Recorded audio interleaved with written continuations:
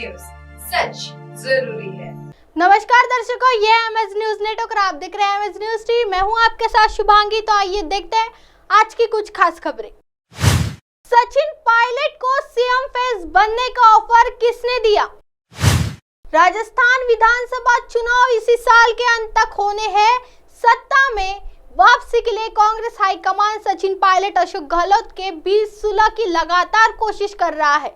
राजस्थान की राजनीति के गलियारों में कभी सचिन पायलट द्वारा खुद की नई पार्टी बनाने की अफवाह उठी तो आरएलपी सुप्रीमो हनुमान बोनीवाल उन्हें साथ आने का ऑफर देते नजर आए हैं। अब सचिन पायलट को मुख्यमंत्री का चेहरा बनकर राजस्थान विधानसभा चुनाव 2023 लड़ने का ऑफर मिला है। यह ऑफर आम आदमी पार्टी की ओर से मिला है।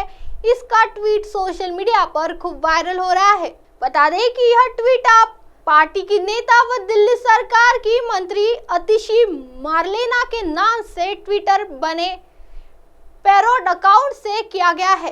ट्वीट में लिखा है कि सचिन पायलट जी, अगर आप चाहें तो आप हमारी पार्टी में शामिल हो सकते हैं। हम मिलकर राजस्थान में पूर्ण बहुमत की सरकार बनाएंगे और आपका मुख्यमंत्री बनना लगभग तय है। आइए बढ़ते हैं अगली खबर की ओर। नरोत्तम मिश्रा का बयान धर्म परिवर्तन की जहां बात आई, दिग्विजय और कमलनाथ ने एक शब्द नहीं बोला।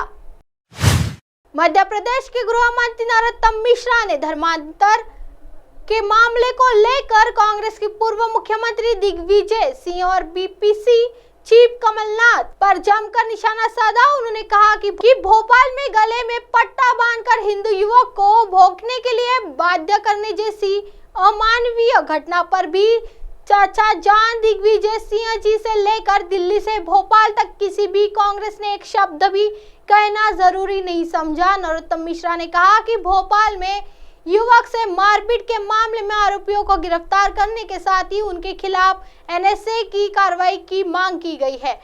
ऐसी घृणित मानसिकता वाले अपराधियों के खिलाफ ऐसी कार्रवाई होगी जो पूरे प्रदेश के लिए नजीर बनेगी। उन्होंने कहा कि पूरे मामले में 4 आरोपी गिरफ्तार कर लिए गए हैं। प्रदेश में ऐसी घृणित मानसिकता वालों को कुचल दिया जाएगा। नरोत्तम मिश्रा ने कहा कि पूरे प्रदेश में ऐसी मानसिकता वाले करीब 35 मामले सामने आ चुके हैं। हम इस मानसिकता को कुचल देंगे। उन्होंने कहा कि कॉन्फ्रेंसिंग इसकी निंदा नहीं की। दिग्विजय सिंह हर छोटे छोटे मुद्दे पर ट्वीट करते रहते हैं, लेकिन इस मामले पर एक ट्वीट भी नहीं किया।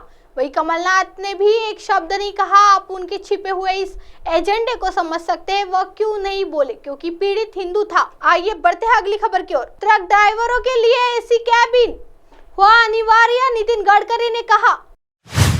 देश में ट्रक ड्राइवरों के लिए केंद्रीय सड़क परिवहन मंत्रालय का यह कदम बहुत राहत देने वाला हो सकता है, जो कड़ी गर्मी, जाड़े और बरसात के दिनों में रोजाना करीब 12 घंटे ड्राइविंग सीट पर बिताते हैं। केंद्रीय सड़क परिवहन मंत्री नितिन गडकरी ने 2025 से सभी ट्रक कैबिन को अनिवार्य रूप से वातानुकूलित एसी करने का आदेश दिया है। उससे इन ड्राइवरों को बहुत जरूरी आराम मिलेगा, जो अक्सर अपने पसीने से लथपथ होने के बावजूद ट्रक चलाते रहते हैं। ट्रक ड्राइवरों के काम करने के कठिन हालात और सड़क पर लंबे समय तक लगातार ड्राइविंग की थकान को सड़क दुर्घटनाओं का एक प्रमुख कारण बताया जाता है।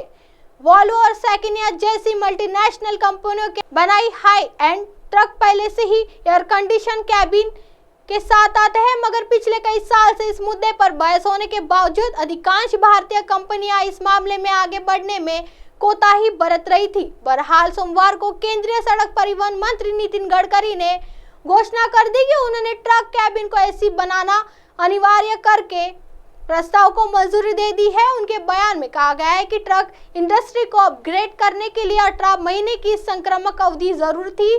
सड़क परिवहन मंत्रालय ने अपनी पहली बार 2016 में इस कदम का प्रस्तावना दिया था। नितिन गडकरी ने कहा कि हमारे देश में कुछ ड्राइवर 12 या 14 घंटे ट्रक पर होते हैं, जबकि अन्य देशों में बस और ट्रक ड्राइवरों की ड्यूटी पर रहने के घंटों की संख्या पर प्रतिबंध है। हमारे ड्राइवर 43 से 47 डिग्री के तापमान में गाड़ी चलाते हैं और हमें ड्राइवरों की हालत की कल्पना करनी चाहिए।